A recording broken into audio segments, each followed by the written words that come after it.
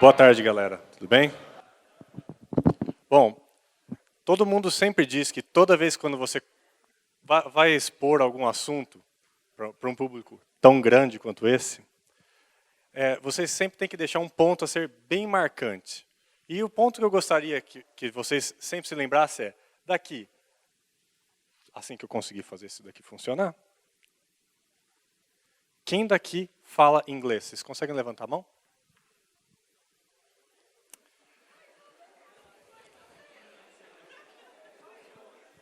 Vamos lá, saca? Mexe esse traseiro gordo. Está na hora de vocês irem. Primeira coisa sempre, inglês. Inglês é crucial na área da informática. E principalmente na nossa área de desenvolvimento, é praticamente um requisito básico. E se possível, eu gostaria que vocês desprendessem o maior tempo possível, aprendessem inglês, porque isso com certeza abre muitas portas para vocês. Bom, antes de mais nada, meu nome é Guilherme Blanco e eu falo palavrão. Tá? E agora eu descobri que eu também confundo agora as palavras em português e inglês. Espero que eu não confunda nessa palestra. Se eu confundir, alguém levanta a mão e fala, explica aí que tá difícil. Bom, eu tenho Twitter, só posto besteira, Facebook só posto besteira, GitHub eu trabalho sério. Mas eu trabalho para uma empresa chamada InstaClick, onde eu adoraria desprender de todo o conteúdo possível e imaginável que eles fazem. Mas é uma empresa onde tem 300 funcionários, em um dos sites deles tem mais de 67 milhões de usuários. A gente lida com uma base de 12 mil requisições por segundo e nós usamos PHP. Então, não sei se vocês participaram do painelzinho anterior, que a galera estava conversando. Zephyr, PHP-NG, HHVM. Bom, a gente tem um volume relativamente grande de tráfego e a gente usa PHP. Então, eu acho meio difícil vocês precisarem realmente partir para algo que seja um outro nível em termos de performance, porque a gente vive bem hoje. Já nessa situação, numa empresa desse porte, é algo já, para usar HHVM, um pouquinho acima do que era esperado. Bom, mas eu não estou aqui para ficar conversando sobre a minha empresa, que por sinal não é minha, mas eu trabalho para ela. Mas nós estamos aqui para conversar sobre boas práticas de código. E qual que é a nossa motivação sobre boas práticas de código? A gente adoraria poder criar um software onde promova legibilidade, manutenibilidade, reusabilidade e testabilidade. Sempre dizem que o seu pior inimigo é você há 3 meses atrás. E realmente é. Bom, em resumo, o que eu posso falar? A gente tem que reduzir a quantidade de putas que pariu por minuto, referente ao seu código.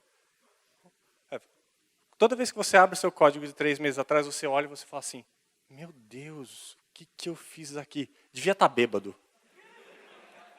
Pois é mais ou menos esse o objetivo. Então, qual é a diferença de um bom código e de um mau código? É quando você consegue reduzir a quantidade de what the fucks per minute.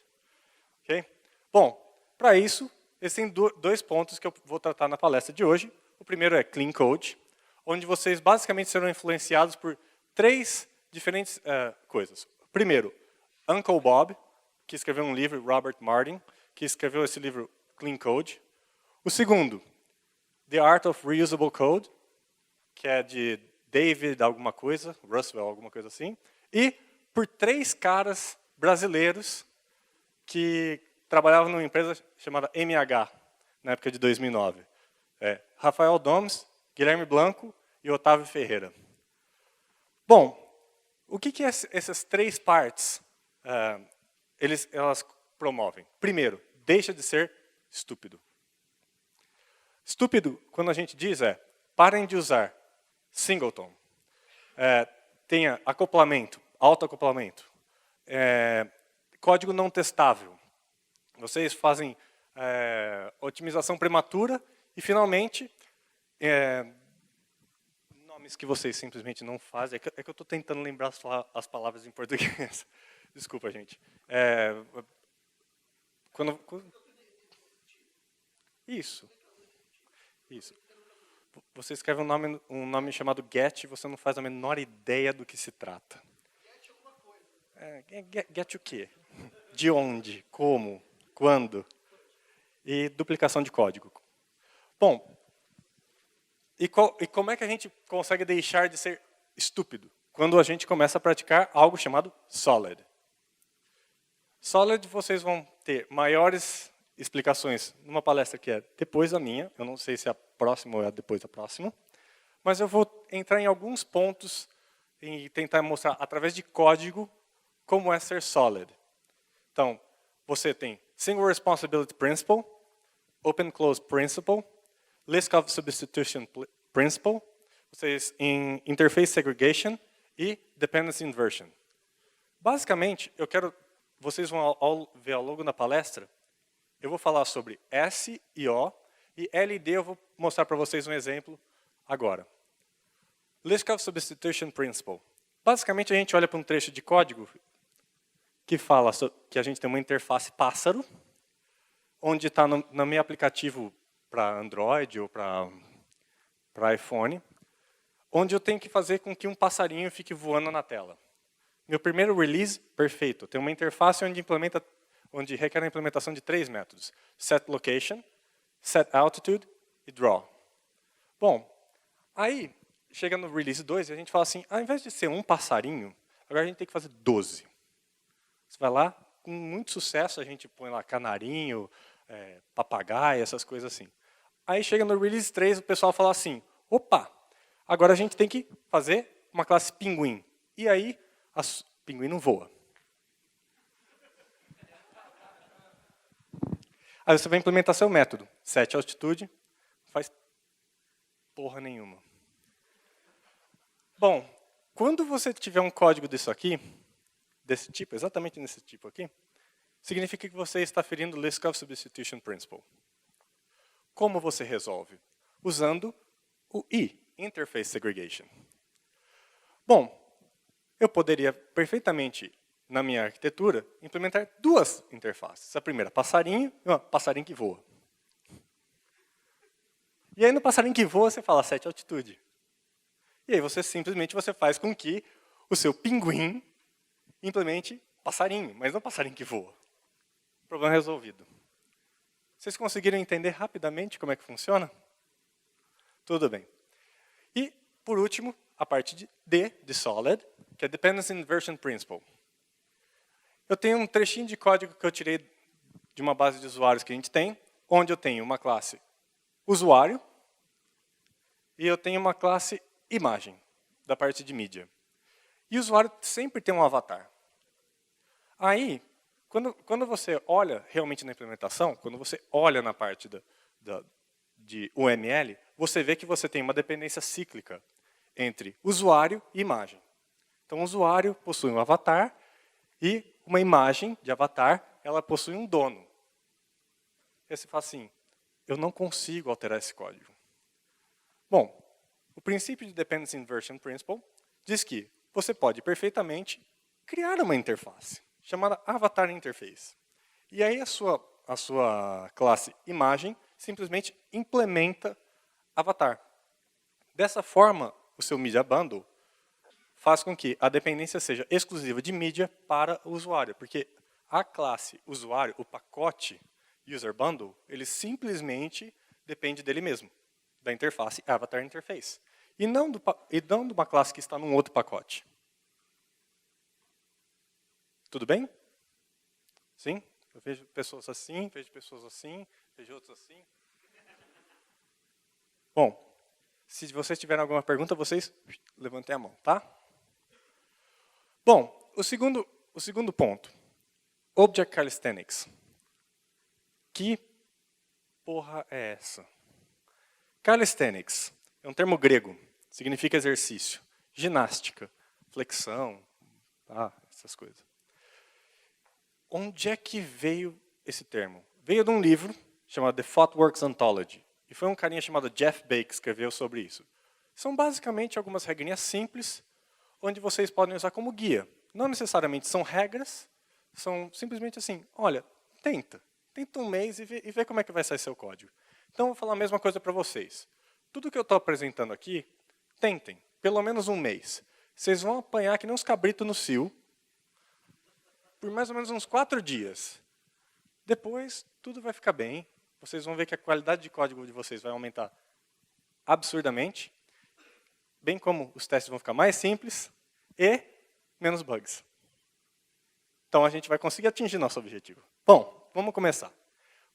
Primeira regra. Somente um nível de indentação por código, por método. Então, tem um código que, alguns anos atrás, eu fiz uma pesquisa e pedi para que o pessoal me mandasse trechos de código que eles achassem que fosse foda pra caralho. Aí me mandaram esse trecho aqui, ó. Tem código, bastante. Aí eu começo a olhar para esse código e falo assim, puta que pariu, eu não consigo entender nada disso aqui. Aí você olha, e fala assim, nossa, vamos tentar aplicar o Object Calisthenics? Primeira coisa, somente um nível de indentação por método. Quantos tem? 4. Bom, primeira coisa, dá uma olhada no que você está usando. Aí eu simplesmente olhei, fui lá, ZendFilter Input. Qual que é o protótipo desse método? Não faz o menor sentido o que eu estou passando para lá. Estou passando um monte de string vazia, ele está pedindo array. Nossa, não faz o menor sentido. E outra coisa, toda a execução do código está basicamente dentro de um if. Aí eu falo assim, opa, retorne mais rápido, sempre. Se você tem a possibilidade de sair da execução daquele método, sempre faça. Então, isso a gente chama de early return. Então, primeira coisa, eu alterei o código que estava ali dentro do if, input has invalid ou input has missing e simplesmente inverti a lógica. Eu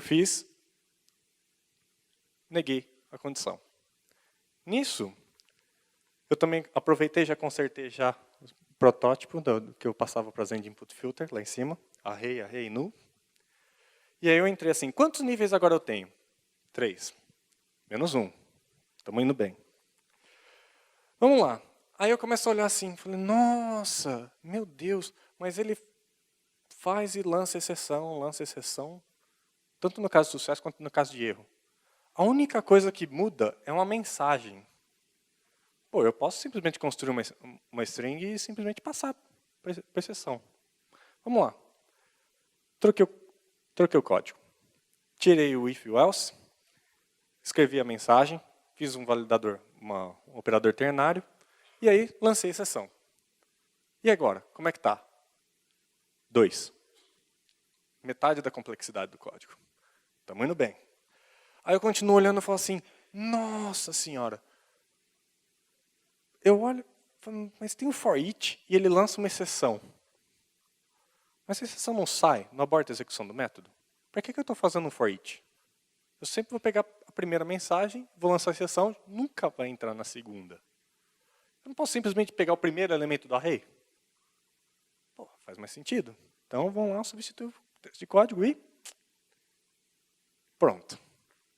Substituído. E agora, quantos níveis a gente tem? Bem melhor, certo? Bom, aí entra o seguinte.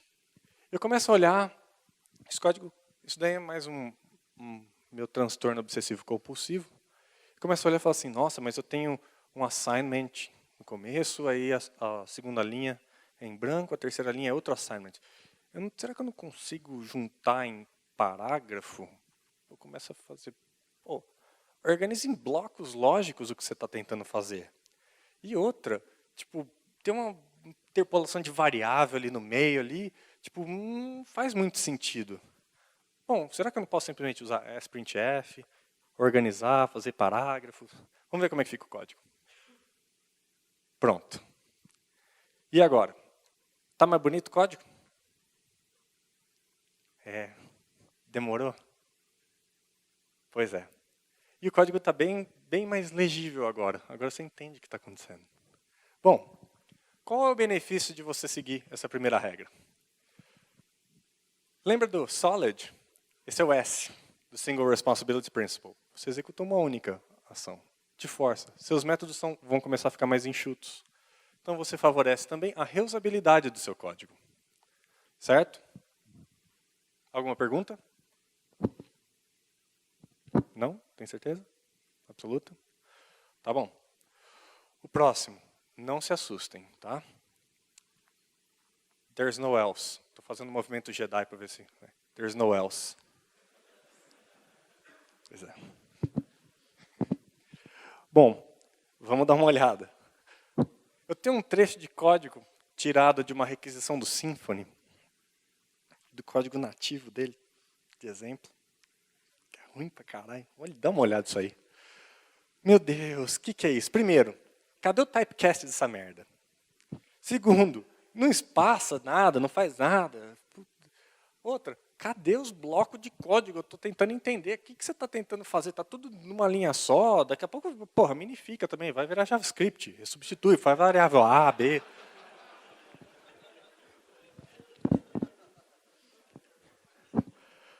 Bom, vou tentar dar uma elaboradinha no código, só para ele ficar bonito. Não mexi em nada, tá? É o mesmo código, gente. Tá aí. Pronto. Agora ficou um pouquinho mais legível. Aí eu começo a pensar assim, qual é o fluxo de execução? Vocês lembram de use case, de UML? Alguém lembra de um negócio desse? Vocês aprenderam lá na faculdade, vocês fizeram faculdade, vocês leram alguma coisa assim? Alguém mencionou algum dia para vocês? No meu caso foi lá em 2000, alguma coisa assim. Aí falou um ML, você tem que saber um ML. Eu falei, que porra é essa? Bom, vou tentar seguir a porcaria do fluxo de execução, use case. Aí eu sento e falo assim, beleza, o que essa merda faz? Qual que é o lado certo mesmo? Eu não consigo entender. Bom, então vamos lá. O ML. O ML diz casos normais e casos alternativos. Qual é o nosso sonho de consumo? Você tem um trecho de código onde ele simplesmente mostre isso. Sucesso. Isso. Então vamos lá, vamos voltar para o nosso código. Bom, primeira coisa, não tem else. Vocês estão vendo uns else ali que vão sumir. Primeiro, esse aqui. Como é que a gente pode fazer? Lembra daquele esquema que eu falei antes? Se você consegue sair rápido daquela execução daquele método, sai rápido. Vaza. Então vamos lá. Eu vou simplesmente negar o form valid e isso já vai fazer com que eu vou sair da execução rapidinho. Pronto.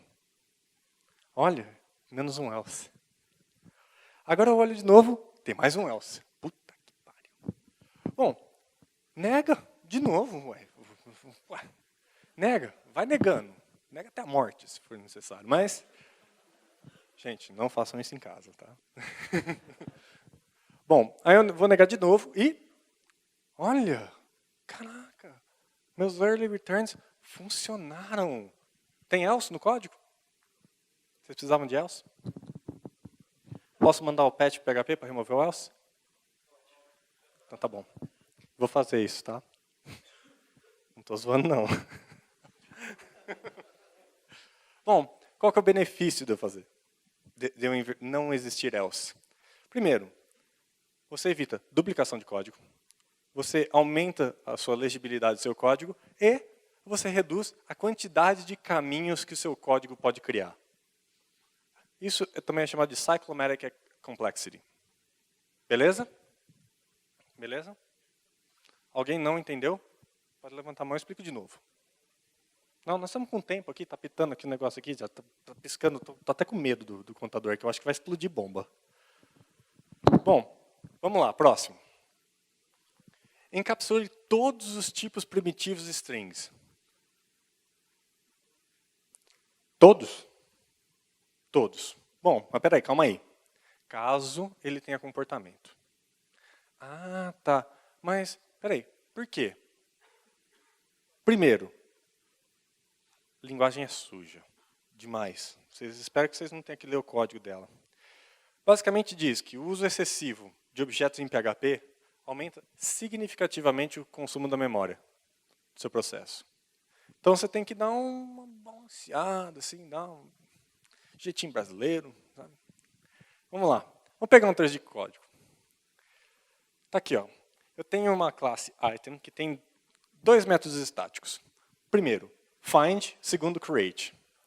Aí eu olho assim e falo assim, primeiro, tem um if, tem um throw, tem o outro lá, tem dois throw exception. Meu Deus do céu, eles parecem tudo igual. Não pode fazer igual? Vamos tentar dar uma normalizada no código? Fazer ele bonitinho, né? Lembra? Nega até a morte. Faz tudo. Vamos lá. Pronto. Olha. É o mesmo código. Aqui é o mesmo código. Será que a gente não pode simplesmente tirar esse negócio para fora? Então vamos lá. Simplesmente criei uma classe separada chamada ID. Fui lá, agora você tem um construtor que passa o ID, valida, lança a exceção, bonitinha. E como é que vai ficar nosso código? Olha! Você faz o type hint lá em cima, é um valor e agora pronto. Seu código faz o que ele deve fazer.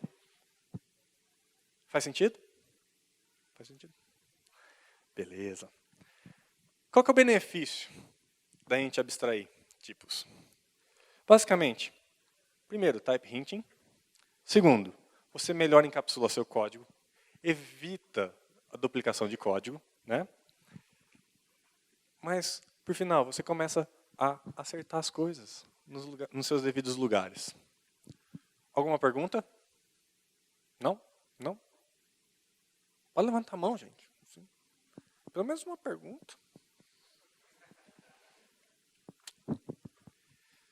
Bom, tá bom, vai. Vamos para a próxima. Acho que no final vocês vão perguntar alguma coisa. Tenho fé, esperança. Vamos lá. Um único operador de objeto por linha. Um único, tá? Um único. Aí, tem uns caras que faz o código lá. Olha só, isso é Design Framework.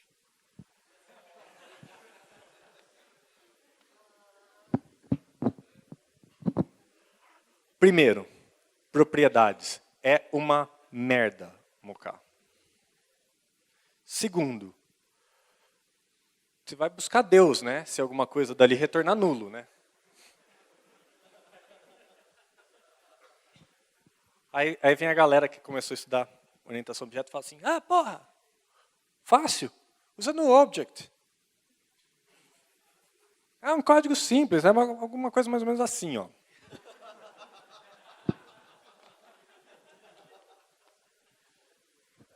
Filhão.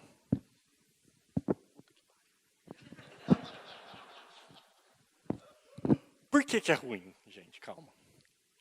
Primeiro, está escondendo o seu problema. O problema não é o NoObject. O seu problema é encapsulamento. Você não sabe o que você está fazendo. Segundo, é difícil de debugar. Você não vai conseguir tratar a exceção de forma eficiente também. E outra, todo código que você vai criar tem que ser estruturado para usar essa... Por último, difícil de ler. É difícil de entender. Alguém discorda?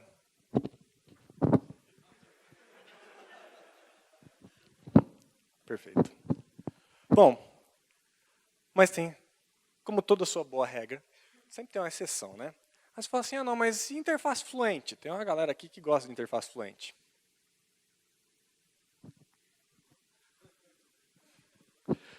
Bom, eu concordo, se for o mesmo nome de método. Por quê?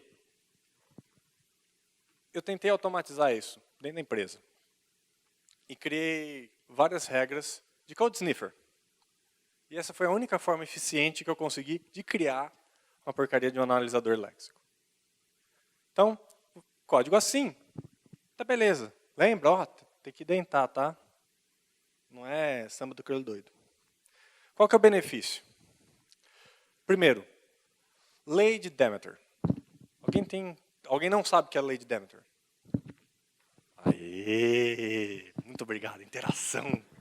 Público. Palestrante. Caralho, isso é bom demais. Então, a lei de Demeter diz assim, ó. Você só conhece seus filhos. Seus netos, você vai morrer antes dele. Então, você sempre traz galera mais próxima para você. Vai melhorando essa implementação.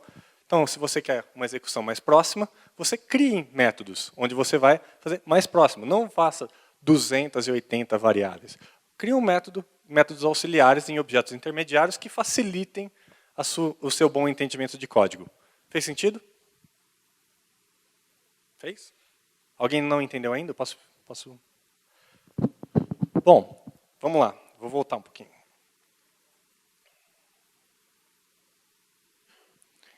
Nesse caso aqui, que eu não tenho mouse.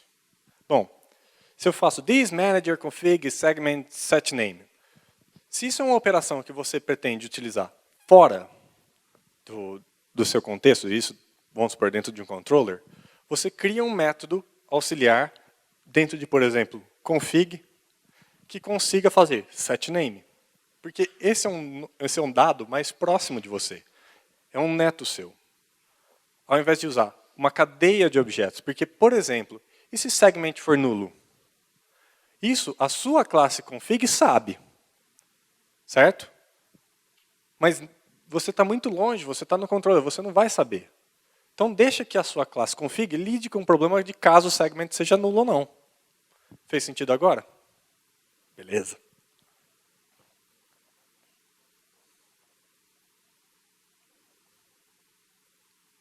Bom, segundo, legibilidade. Você consegue entender, seu código flui, é uma maravilha. Parece Rio Amazonas o negócio, sem lenha, assim que é uma beleza. Bom, você também aumenta sua testabilidade, ou sua facilidade de mocar, no caso de você fazer um teste, unit test. E, finalmente, facilidade de debugar. Valeu, galera.